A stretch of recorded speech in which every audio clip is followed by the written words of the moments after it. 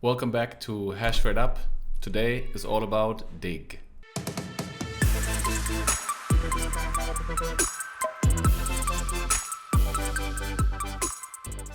Dig, or Digital Infrastructure Group, is a company in the US that is busy with greenfields, infrastructure, site management, energy management, cybersecurity, and all the other good stuff.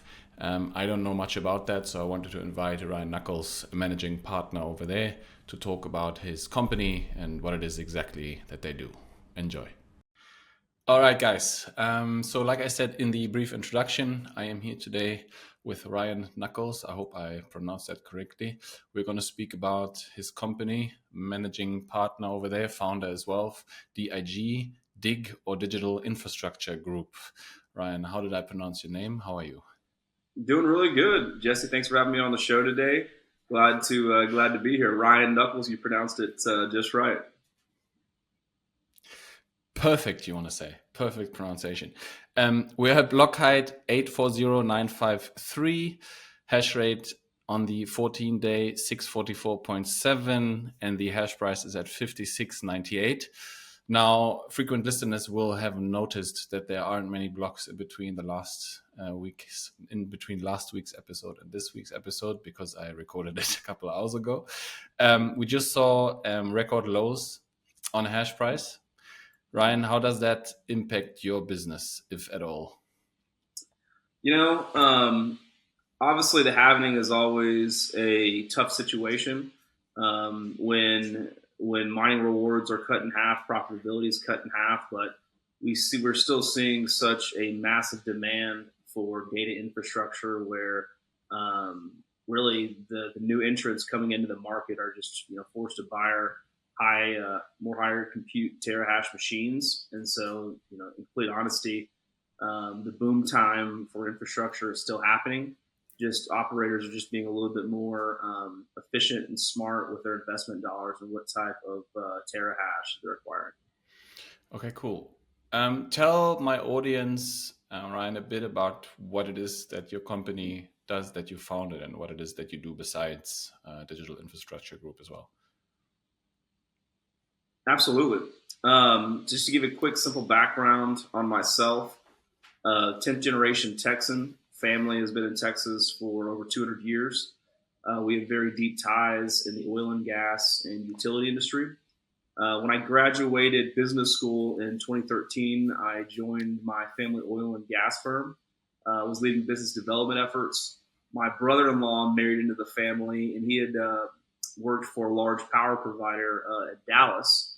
And essentially one day on the golf course, we launched an idea to start a retail electricity provider. A retail electricity provider simply supplies electricity to consumers in the market, manages their electricity, and trades their power. So we started a company called Pump Jack Power, and that was solely tailored to the oil and gas industry. I myself have been invested into Bitcoin since 2011. I'm a big poker player. And so a lot of my early Bitcoin holdings came from just simply getting paid out in Bitcoin. As I kind of developed in the energy industry, I started to realize that Bitcoin mining was such a massive energy optimization tool. And so in 2018, we started to get our first round of calls at Pump Jack Power of data miners hunting for cheap electricity in Texas. And so in 2019, I actually launched Crypto Power, which is a subsidiary of Pump Jack. Crypto Power is also a retail electricity provider focused on supplying electricity and manage electricity to data operators in Texas. In actuality, our credit facility that allows us to buy, sell, and trade power actually told us that it was too risky of an industry to supply electricity. And so we actually moved on from that credit facility about a year and a half later and into the market in early 2021. About a year and a half ago, I saw the need to provide essentially just a full turnkey solution from permit to power flow. So I went out and started Digital Infrastructure Group, DIG, or DIG as you want to call it. And essentially what DIG does, Jesse, is we provide turnkey asset development. So we have kind of different buckets of services. Our first service is simply site development. So with our site development services, we basically have a development team. We put together scopes of projects to your liking. So if you want to go do a 20 megawatt project in Texas, we pretty much get your interconnection approval, your land agreement, your permitting done, and obviously your approved credit line to flow power. Once the site development services are completed, we essentially move into infrastructure solutions. And so DIG acts as a general contractor to essentially engineer, procure infrastructure, and construct those infrastructure assets. So in a very simple sense, we're a general contractor that goes out and builds out infrastructure for data operators in Texas. And then lastly, our asset management services, we are focused on energy optimization for crypto power, managing electricity, trading electricity. And then we offer facility maintenance support. So any type of maintenance issue within the facility, we, as an infrastructure company, we have the full capability to support you.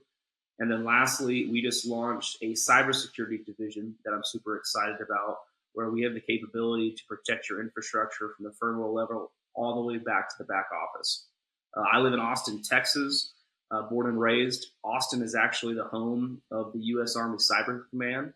And we've put a really great team of cybersecurity professionals to not only help protect, but also optimize your infrastructure at the data level as well. So what I'd like to tell people, Jesse, is we have a big toolbox. However, people need help and solutions. You know, we're a real pick and play type company, and we're here just to help and serve the industry.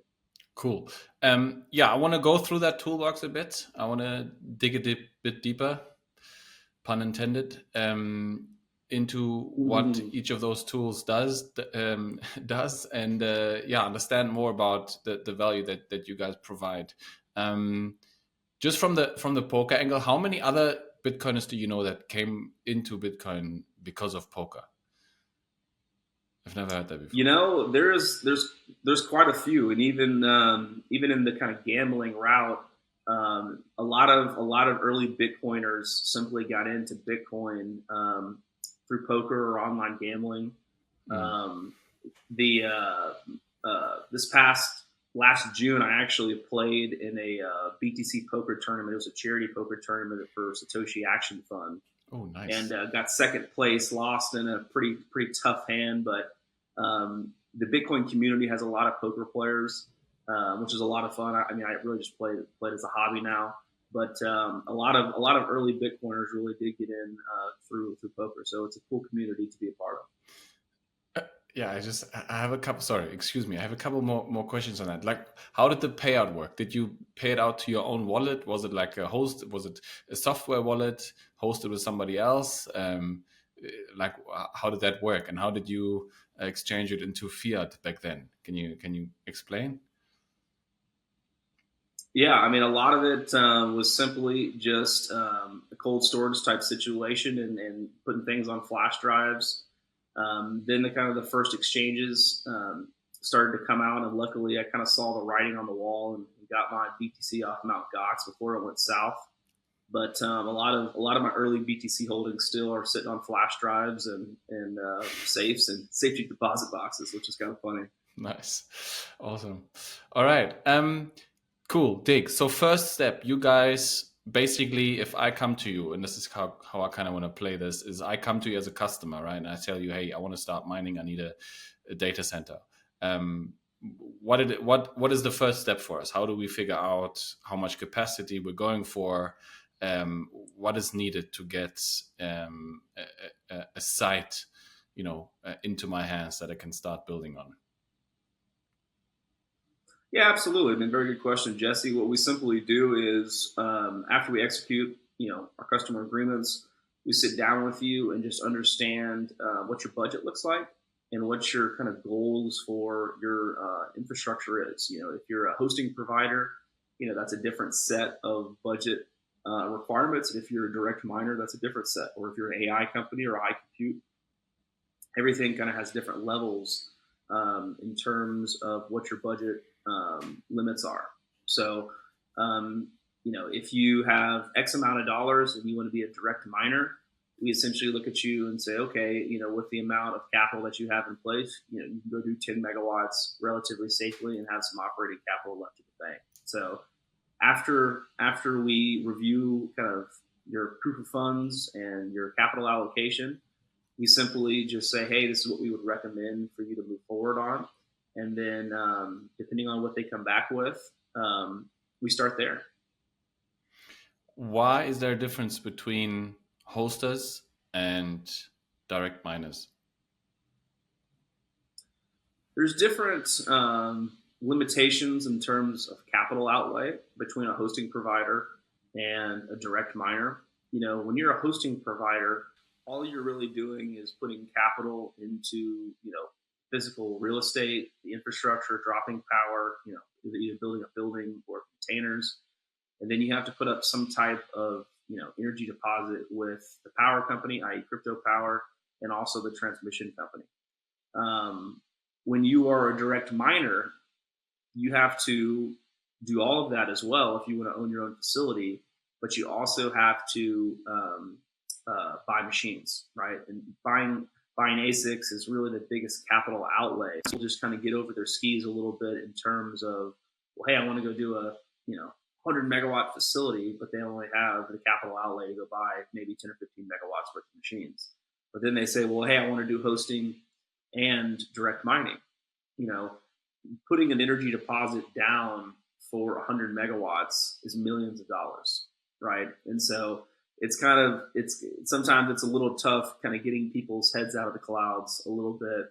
And what I like to tell people is it's a lot easier to start small and go big with the snowball. It's harder to walk back a situation once infrastructure is in place and you running out of money and not having to reach this big goal. And so that's why I always try to put people in locations where, hey, if you want to have scalability and grow that snowball over time, you absolutely do. But be reasonable in your budget restrictions and don't come out of the gate too fast. There's nothing wrong with taking your time and building up your infrastructure the right way, because those energy deposits on the supply and transmission side for a lot of power is sometimes a capital outlay that not a lot of people understand in terms of, hey, what is an energy deposit? What does an energy deposit do? And an energy deposit, just so you know, people always ask, well, why do I have to pay an energy deposit?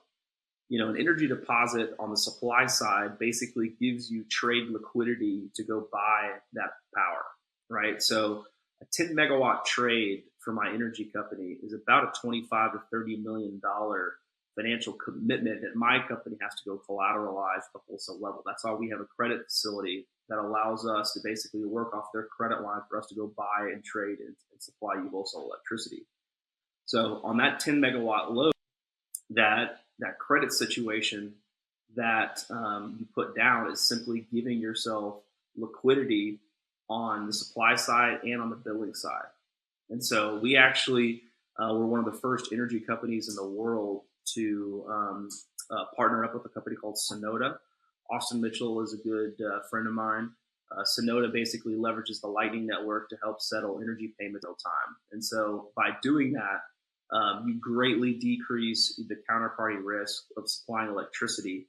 And so, there's very creative ways to offer solutions. You just kind of have to kind of see what they are before thinking. But the biggest thing is when you're developing infrastructure, stay within your budget. Don't try to go too crazy. Work with industry professionals who have your best interests at heart, and start small and go big. Okay. Yeah, I want to talk about the power side, because again, that's another tool that's in your toolbox, right? But let's stay on the greenfields, as they're called, for a little bit. First of all, can you also, for myself and for my audience, dissect the differences quickly between greenfields and brownfields for me? Yeah, so essentially greenfield locations are locations with no power installed. It's basically just raw dirt.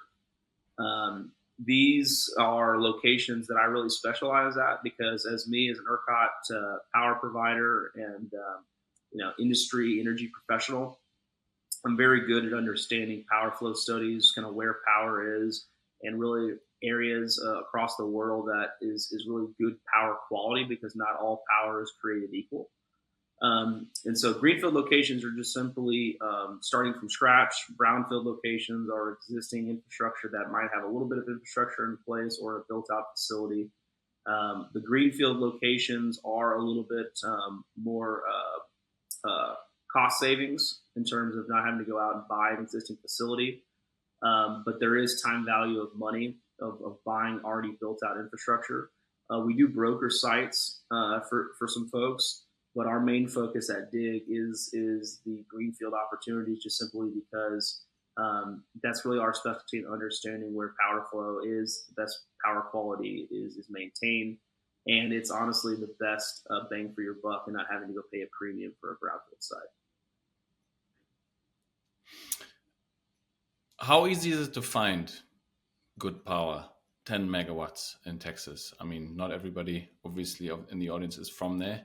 Can you make me understand how liquid that sort of real estate is? I mean, if you say, hey, it's a piece of dirt, I assume there's a lot of pieces of dirt in Texas, and so you're saying they're not all created equal. How easy is it to find good ones? Is it like a needle in the haystack that you obviously getting paid to find, or is it pretty abundantly available?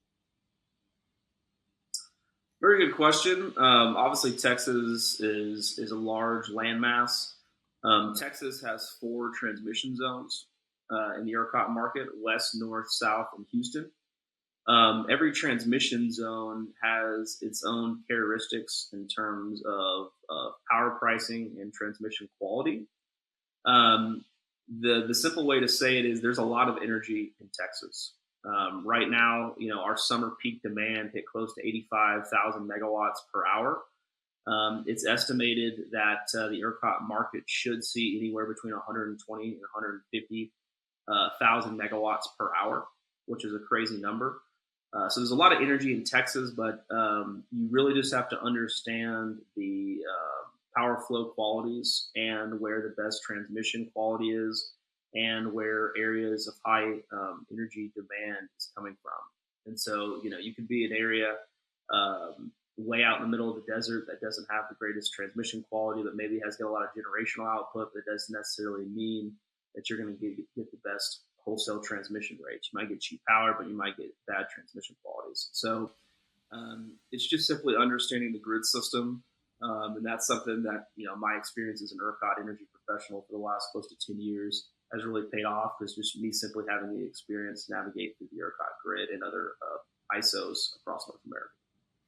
So when you, I don't know, hear announcements of new solar or wind farms coming online in Texas, is that something you look at, try to forecast what that does to power quality and power flow and stranded capacity potential in the grid, and then you try to find sites around that in advance? Is that something you do? Yeah, I mean, that's what you're more so talking about is more behind the meter opportunities, which we've done. It's just really understanding the on-grid capabilities of certain areas and understanding the power quality associated with that area. There are some groups that prefer to be behind the meter, right? And behind the meter essentially means where you're going and tapping into a generational resource, whether it be solar or wind, a natural gas turbine facility, maybe a flare stack. And there's advantages and disadvantages of doing that. And then the on-grid opportunities are obviously, pulling from public substations or building your own substation infrastructure to operate. While building substation infrastructure is a little bit costly, the benefits that you get as a hard asset for your business of building out your own transmission distribution point, i.e. a substation, is really massive, because it's a hard asset that's going to grow in value over time, and you're going to get the wholesale transmission quality of power. So every situation has its advantages and disadvantages. It's just simply built upon, what type of capital outlay you have, what your timeline goals are, and really where you want to go as a company. And it's my job as the infrastructure provider to basically put together that scope that is best suited for you and make it go happen. Okay, so let's say I come to you, I say to you, hey, I wanna do 10 megawatts. I wanna expand it maybe to, I don't know, 20 or 30 over time. I come to you, we sign all the agreements, then you go out and find me some land, I guess, that works. What is needed before we can enter sort of the next step in building out the site? Do you need a PPA in hand? power purchase agreement? Where does the power come from if I don't have my own infrastructure? What is needed for that? Lease to an how do you transfer ownership of the real estate to myself? Yeah, I mean, for our site development services, if you want to do an on-grid project, again, it just simply starts with a review of your capital outlay. Once you kind of pass our credit check, that credit check also gets your credit line approval to flow power to your site. So where most people kind of start from the land up, I start from the grid down.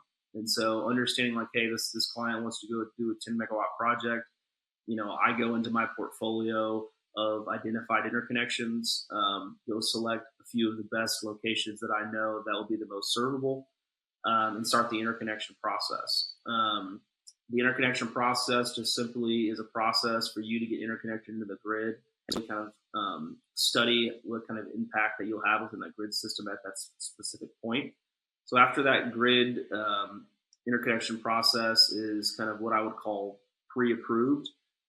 DIG then goes out on your behalf, identifies landowners in that interconnection point, and basically tees you up to execute a deal with that specific landowner. Once we have site control, the interconnection agreements are finalized. You sign and pay the cost, whatever they have to do at the transmission level to serve that power. And then after those agreements are signed, we then move into the final stage, which is the permitting process. So in Texas, you're going to have a local, we have counties in Texas, so you're going to have some local county permitting to allow you to operate your mine. If you're inside a city jurisdiction, you're going to have to go through city planning and get your city planning approval. Some cities are more advantageous to Bitcoin mining than others in Texas, and so you have to be a little bit selective in where you're placing these assets. And then if you're coming off of a public Texas roadway, you have to go through what's called TxDOT permitting, which is the Texas Department of Transportation. And so our company handles literally everything that I just told you from start to finish, totally turnkey. Obviously, we work with operators and their team to keep them informed on our processes and helping them make decisions. But that's really the site development process. And then once all of that is completed and signed off, you now have site control. You have your approved capacity. You have your permits in place where now you can go and start constructing your infrastructure. Let's say I'm not within a jurisdiction of a city or town, and I'm also not within the limits of public infrastructure such as roads. If it's like land in the middle of nowhere, right? Mm-hmm. Is all of that land typically owned by somebody, and why? Like, who are the owners typically of the land that you buy? Yeah, I mean, I deal. Obviously, my background is in. Number one, all land is owned by someone in Texas. There is even open range land is owned by the state, and then outside of public and governmental land ownership, you have private landowners, and the biggest thing of what's going on right now is you have all these kind of maybe foreign companies or people from outside of Texas trying to come into Texas, and you have landowners who kind of push people away because there's just in Texas we do business very differently. It's very by the book, shake a man's hand, very old school. And just with my family history in Texas of being in Texas for over 200 years, I'm a landman by trade, and so I'm very effective in simply getting the door with folks, knowing how business is done in Texas, and just getting land deals done. It's very interesting. Yeah, I mean, I would love to be fly on the wall of one of those deals, and I would just all kinds of of old school pictures in my head right now. But yeah, I mean, that's just super interesting to me. Like, you go and buy land, and either it belongs to the state or belongs to someone. It's all zoned. And then you probably have to find in some register, find a person first to contact if you're interested in buying it and all of that. Okay, next stage. I have the land, we're ready to build it out, right? Then what do you do? Do you typically build containerized sites, or do you build buildings? When do you do one or the other? The biggest thing that you have to understand, Jesse, when you're building data infrastructure is you have to build for the climate environment that you're going in. I kind of have this imaginary line in West Texas where if a project is being developed kind of west of that line, I really start to tell people like, hey, if you're going to do containerized solutions, you better run a closed loop hydro system. You better run, a closed loop immersion system, just because um, sucking in air in some situations with a lot of dust particles or sediment in the air, that's going to blow into your machines, and it's really going to affect the life expectancy of your infrastructure. And so it's simply all just predicated on where you're at. I'm a really big believer in hydro and immersion solutions, just simply because with those solutions, you can literally build anywhere in Texas. Obviously, Texas has a lot of energy. We have a lot of land. We have a lot of infrastructure, but unfortunately, we have a lot of heat, and that's really the biggest hurdle that some operators have to kind of get over is how are we going to deal with heat in Texas. Now, luckily, during the in Texas, there what I would call the peak mining season is essentially from October to about the end of April, middle of May. So like we're basically kind of coming into the end of peak mining season in Texas. And what I mean by that is power prices are relatively low and a lot of times negative because we have so much generation, not enough transmission capacity. But once we start getting into the summer months, we call that peak demand in the ERCOT grid. And what that means is super hot outside, everyone's picking up their AC, the energy usage starts to spike. And so miners are going to be curtailed more and more. And curtailment means simply shutting off your power supply and giving transmission capacity back to the grid, being demand response services. By curtailing and giving ancillary services back to the grid, miners in Texas have this new massive revenue stream that they can profit from. And so, on average, right now, there's four main programs in demand response, and the most profitable run right now is a program called ECRS. And what ECRS is, it essentially just means that you can respond to a curtailment signal within a 15-minute interval. So, a signal is sent out to the ERCOT grid system.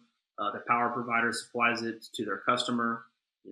Hey, Jesse, mining, you need to curtail within this 15-minute interval.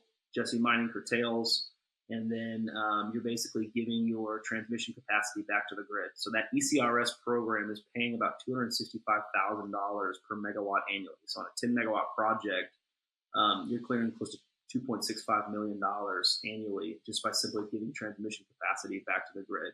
And that doesn't count if you also own any fixed blocks of energy that you're selling back to the grid as well. And so that's why, the game in Texas, Jesse, is not only, Bitcoin mining with competitive energy, but it's playing the energy arbitrage game and really selling your electricity back to the grid and giving your transmission capacity back.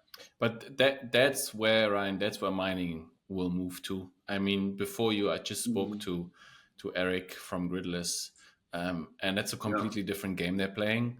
But energy kind of works the same because electrons flow independent of where they flow, right? And so they add value in a similar way, just a different fashion, but it goes into the same direction. And I don't think that long term, I mean, hell, even now at 57 per petahash per day, I don't think there's going to be much more room for just 100% uptime, full blast all the time, because that's we can make a lot more money, or your competition can make a lot more money not doing that, right? And I also think that blowing, I don't know, a gigawatt of hot air into the sky with mega farms is also not going to be a viable business model in the future, right? So I mean, I want to talk about the energy after this sort of section here, and I want to go into more about energy pricing and what the uptime is that you guys sort of Mhm. expect, and maybe also looking into the future. But if you say you do HPC and AI as well, right? Um, Correct. I understand there's a difference between tier one and tier four data centers, and Bitcoin mining is very different. Can you, from your perspective, explain to me where you see the main differentiators between AI and Bitcoin mining, and why maybe Bitcoin mining still makes a lot of sense with all the power that you have available in Texas? Yeah, absolutely. I mean, to essentially just break down the different tiers of data centers, obviously you have tier one, two, and three, and four. Tier one is just a simply a very just simple setup with no redundancy, really very little cooling methods, right? I mean, most Bitcoin mining operations at a modular level operate off tier one and two, right? And so a tier one data center has pretty much no backup power, little to no cooling systems. Okay, and that's tier one. Tier two will have some cooling, right? With that cooling, sometimes they might serve power, but it's really a tier two is really mainly just built off of operational uptime. So those tier two data centers run about a 98 to 99% uptime. Tier three is going to have pretty advanced cooling, right, within the system. And they're also going to have backup reserve power. So it might be a natural gas generator. It might be a battery pack of some sort. It might be a microgrid, with solar. But the biggest thing with the tier three data center is they have backup reserve power in case their grid application fails, and they have advanced cooling for their operations. A tier four data center is very what I would like to call multi-redundant, right? So if one of their AC units goes down, they've got two backups for the backup. If their natural gas generator goes down, then their microgrid with batteries kicks online. And so tier four data centers just are multi-redundant in their operational processes. So most Bitcoin mining operations are tier one and two, and then high compute HPC GPU mines are tier three and four, mainly tier three because tier four data centers are what I would call more traditional data centers with enterprise level traditional data systems that process data and simply can't turn off.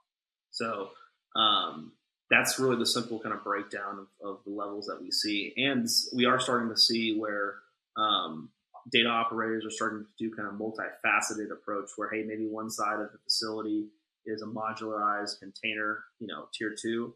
And then they have a few, there is companies now starting to come out with tier three and four modular boxes. Maybe one side of the facility is optimized to be that high compute. Interesting. What are we talking in dollars per megawatt for that different type of infrastructure, and when do folks typically want that amortized that come to you? In terms of just the civil construction for a tier one and two data center on a modular level, you're probably looking about $150,000 per megawatt, plus or minus, depending on how type of container solution that you want to go. The containers. What I like to say is, I tell clients, hey, you can go buy a Honda, you can go buy a Ford, or you can go buy a Mercedes with the container, right? And there's different levels and scopes of cost associated with those automobiles. The same thing with containers. On the HPC side, 1 megawatt of high compute power costs anywhere from $15 to $20 million. So your capital outlay, and that's just for the chips.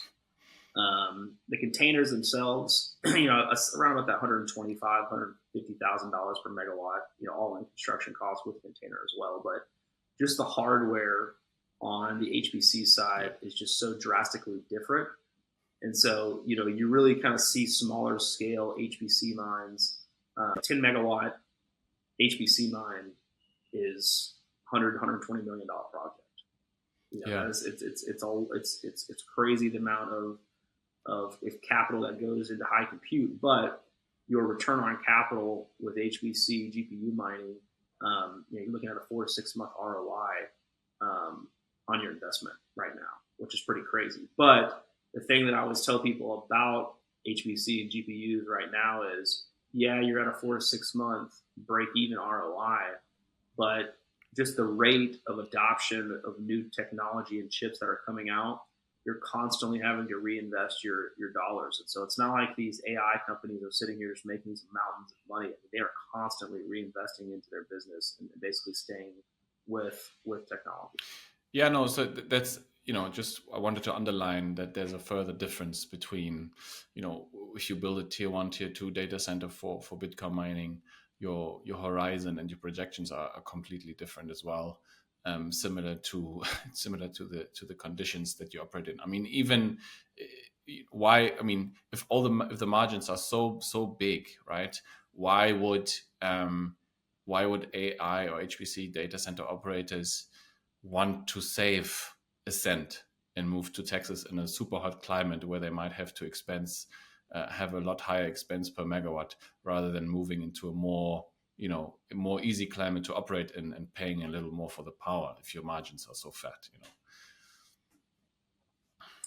At the end of the day, the big benefit of Texas is we have so much infrastructure, right? And there's so much energy. Like literally, in the next 5 years, Texas has 60% of the forecasted new generation coming online in North America.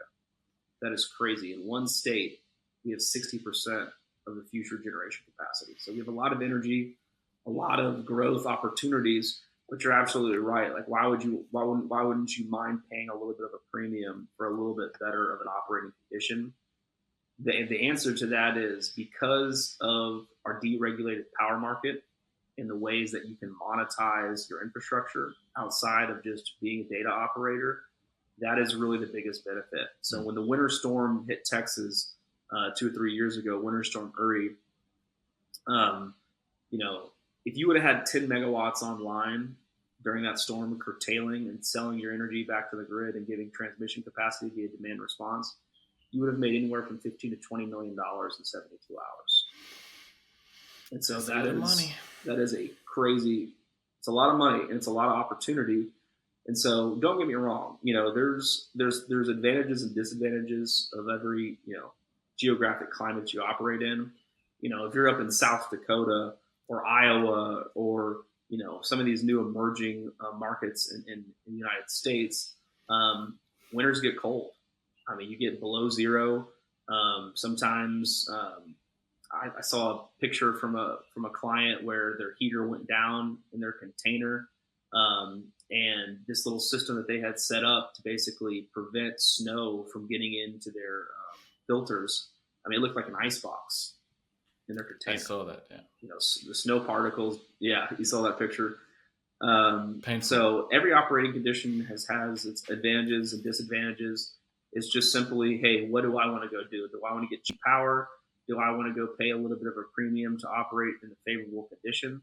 But, there's never going to be a perfect favorable condition. Every mining area across the world is going to have its advantages and disadvantages. How much of the power cost right now is electricity generation? And if you say there's so much more power generation coming online, where do you see power price move from where it is right now, between 3 and 4 cents and lower, in that region of the world? So very good question, Jesse. In terms of, to give you an example, in Texas, all right, Texas is a deregulated electricity market. Okay, in this deregulated electricity market, there's actually 3 types of electricity markets that you can buy electricity in. The first market is what's called the forward market. All right, and the forward market is essentially buying a fixed block of energy at a certain price. And so once you get into the summer months, you have what's called seasonality in the forward curve. All right, so buying a fixed block of energy from the months of like, June, July, August, September is not a good time to buy a fixed block of energy because you have that peak demand that we were talking about in your power pricing, right? Best times to buy power is basically January, February, March, April, October, November, because it's a little cooler weather. Power prices are down. Demand isn't quite there yet with peak demand. And so those are really the best times to buy power. So again, the fixed forward market is buying a block of energy for a certain time and volume. And you want to be sure that you're buying fixed energy in a good seasonality month. The other market is what's called the real-time market in Texas. The real-time market settles every 15 minutes with the price of natural gas, okay? And remember, in Texas, there's 4 grid zones, west, north, south, and Houston. So right now, the listeners can actually download the ERCOT app on their phone and actually see this data. It's a great app to download. So right now, if we were mining in West Texas, you'd be paying 1.5 cents a kilowatt hour for power. Now, a lot of times in the day, in a off-season month, you'll see negative electricity prices. And what that means is there's so much power generation in the West Zone and not enough transmission infrastructure to get it to high demand markets that Bitcoin miners and data operators are essentially getting free supply side electricity to take power. And the reason why Bitcoin miners and data operators are so championed in our grid system is because getting all that congestion off power lines and being a base load consumer is helping electrons flow more freely within the grid system, so power can get to high demand markets in a better, smooth, faster. So that's what we call stabilizing the grid, stabilizing the duck curve. So there's more base load generation that can flow. There's more base load consumption to stabilize. The other type of market that you can buy in is what's called the day ahead market. The day ahead market is essentially a bid and take model where, hey, I think tomorrow is going to clear at $34 a megawatt hour, and I'm going to go bid in 35 to make sure I get it. I don't necessarily advise Bitcoin miners and data operators to operate in the day ahead because it can be a little risky. So I mainly advise to play in the forward fixed market and the real time market. So let's say you're a direct miner, Jesse, and you have 10 megawatts online, and you're saying, okay, what's the best power product for me? In 2023, if you went 100% real-time power product and you were able to curtail and have a 95% uptime, you're looking at about a 3.8 cents per kilowatt hour all-in power cost that you could achieve. Now, the more you're willing to curtail, the less power price you're going to pay. So if you wanted to get down to, if you could curtail to 90 to 92%, you could be paying a 3.3 to 3.4 cents per kilowatt hour annually. It's just whatever, the more you're willing to curtail, the less power price you're going to pay. The more uptime that you need, the higher power price you're going to pay. It's just simple math. Now, what I advise people, when you're playing the energy arbitrage game in Texas, if you're running 100% real time, when you are curtailing via demand response, so when ERCOT sends a price signal and says, hey, we're hitting peak demand, we need industrial users to curtail. If you curtail and you don't own a fixed energy position in the grid, all you're simply doing is giving transmission capacity back to the grid via demand response, but you're not selling any energy into the grid. So if you're a 10 megawatt farm, what I advise people to usually do is do a 50% fixed hedge and a 50% float. And the reason I say that is when you curtail, you have 5 megawatts of capacity that you can sell into the grid and profit from, but you also have 50% of downside pricing and you can suck in that negative energy pricing. To give you an example, last August, we had a big heat wave hit Texas, and Riot made close to $30 million in the month of August playing the energy arbitrage game. And all these Bitcoin Magazine and all these big publications came out and said, oh, Riot made $30 million via demand response. How great is that? And Riot had to come back and say, no. We actually made like $8 million via demand response, and the rest was trading our energy position back to the grid. And that was because of a fixed energy position that they had within the grid system. And so really structuring your energy is a very important tool of maximizing profitability. But in regulated markets, you don't always have the bandwidth to dictate what type of competitive energy rates that you can get, and you don't necessarily have the full bandwidth to play the energy arbitrage game. Because usually in regulated markets, they're the ones playing the energy arbitrage game and making those profits. Now they might, take some cost off of your energy bill, but the benefit of being in a deregulated market like Texas, Ohio, or Pennsylvania is you own the energy, and that is your energy to basically sell back into the market and profit from. And so that's why I'm a very big proponent of deregulated electricity markets and really pushing for more states in the United States and across the world to become deregulated energy markets. Saudi Arabia, I just got back from Dubai a couple months ago. Saudi Arabia is in the process of deregulating their electricity market. I think that's going to be just a massive benefit because they have so much energy generation, transmission infrastructure that they need to keep building out. It has a beacon across the world for the benefits of electricity deregulation. I would argue there's no other market in which, a free market is as important as energy, because you've got that constant need for equality between demand and supply, which is 60 hertz where you are and 50 hertz where I am, right? Mm-hmm. And it's real time all the time. You cannot have any room for human error. And, any sort of regulation in energy markets always introduces that noise that makes it harder to reach that goal. Any public funding always leads to stranded capacity somewhere. You see that where I am in Africa, in Ethiopia, South Africa, you see that like very clearly, right? And it's not that clear where you are. It's very clear in Germany as well. A lot of government funding, a lot of incentives, lots of subsidies, and all of a sudden you end up with an electricity price of 40 euro cents, $44, which is absolutely crazy per kilowatt hour, right? And so, I asked myself why.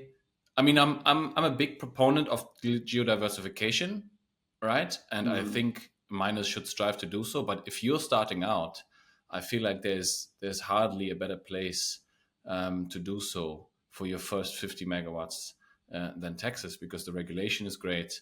You've got that freedom. You don't have that political risk. Energy pricing is insanely good, right? It's hard to find those prices. I can have, as you said, my 5 megs and overclock them as soon as the prices go negative or below 1 cent or whatever, and just make bank.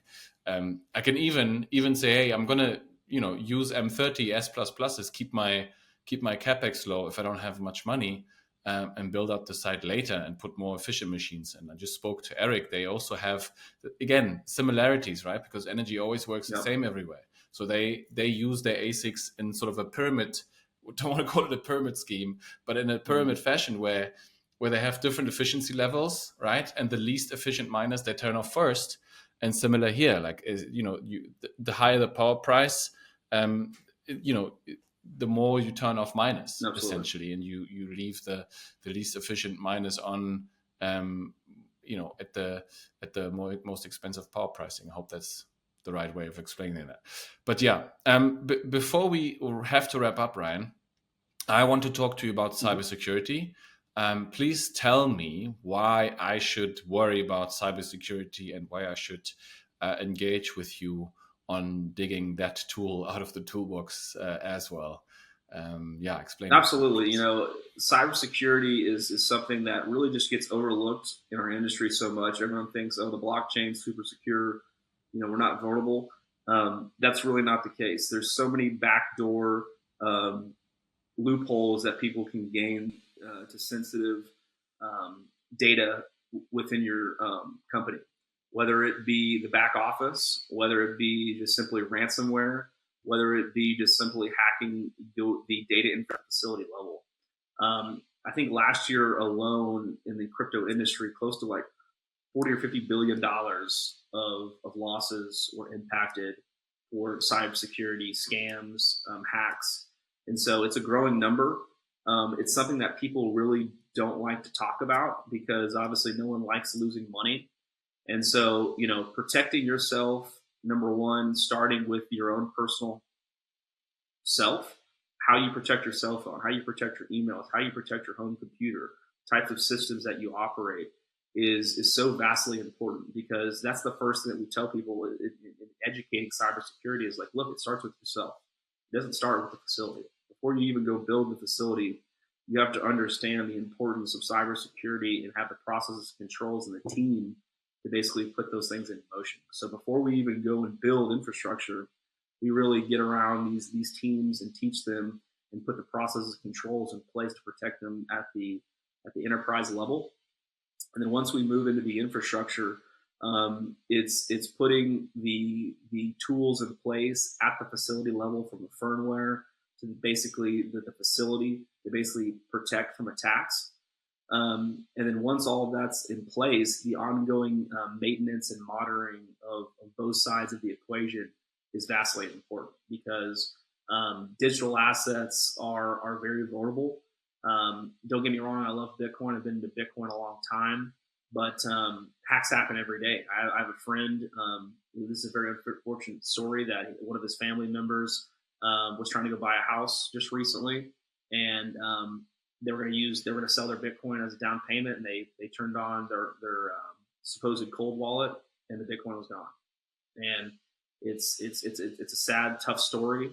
I had another client who was paying for some machines, and somewhere in translation, the Bitcoin didn't end up in the wallet that it was supposed to get up, and that was because of people just monitoring ransomware type situations and figuring out keys and a wallet. So there's a process that you really have to go through. It's a multifaceted approach of how you protect your infrastructure, how you protect yourself, and how you protect your digital assets. Yeah, I mean, just for the record, right? Hacking the blockchain, of course, to anybody new to Bitcoin listening to this, once the transaction is on there, you're pretty good, you're pretty safe. Anything that happens before then, you copying wrong addresses because there's malware on your computer, you getting wrench attacked. Obviously, that has nothing to do with Bitcoin, but all with the operator. And I didn't actually think about that. Like, let's say I wanted to build a mine 10 megs, and somebody had, I don't know, 2 years ago, figured out a vulnerability on me, and later on, hacks my phone, changes the settings, gets into my mine, changes the pool address without me knowing. All of that stuff, has to be considered. And I don't think it's wildly known or appreciated or adopted as well. How hard of a time do you have, Ryan, selling cybersecurity to mid, large, and small scale miners and operators? The conversations are always very welcomed. At first, it's kind of like, oh yeah, we don't really need it. We're protected. And then it's just simple conversations of, well, how are you protecting yourself? How are you protecting your enterprise? How are you protecting this? How are you protecting that? What are you doing at facility level to prevent intrusions? And then once you start those conversations, people realize that they're vulnerable, and having those vulnerabilities is not a fun conversation. I don't really necessarily like to instill fear in people, but sometimes you have to because it's better to be safe than sorry. And so the operational processes and the team that we put together to safeguard digital assets is really industry leading. And it just starts with a really tough conversation. And once people kind of put their guard down and realize that I have to entrust a team of people, and because not one data operator can do everything, right? I mean, there's some teams that are great finance guys. There's teams that are great data operators. There's teams of guys that are great energy people.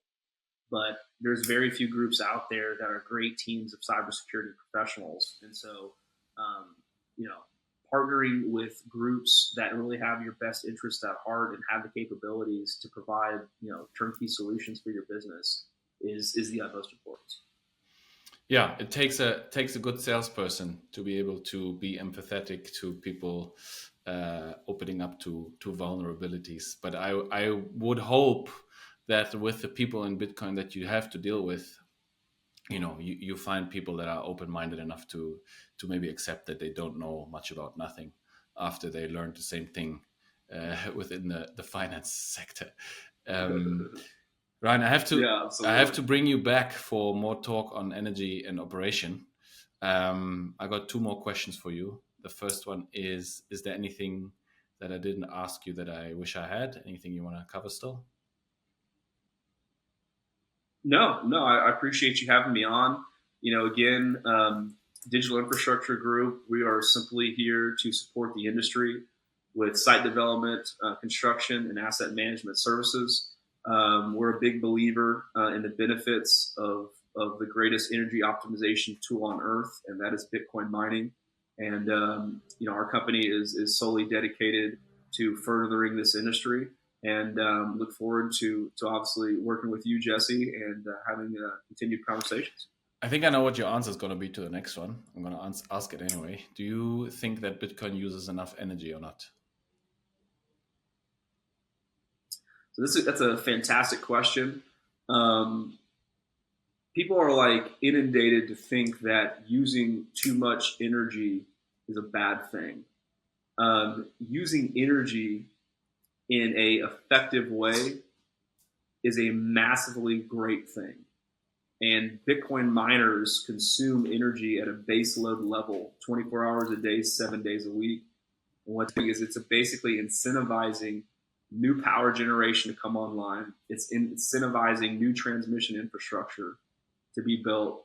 And it is 20 years from now, we're going to look back and see how data operators were really the main catalysts in driving our modern grid system. So way back in the early 1900s, it was ice factories in Texas that basically were the first baseload consumer that helped build out our electrical grid system in Texas. Ice factories.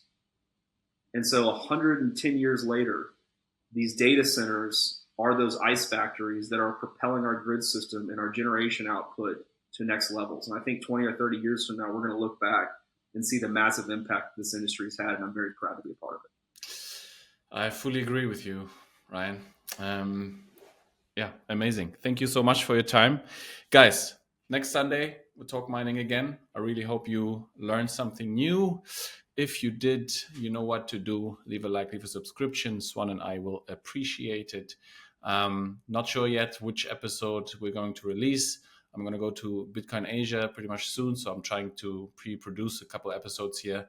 I've got some amazing guests lined up, including some more mining around Africa, a lawyer as well coming online pretty soon, and much more. Guys, if you, again, learn something new, you know what to do. I'll see you next Sunday. And with that, I'll say bye-bye. Thank you. Bye-bye.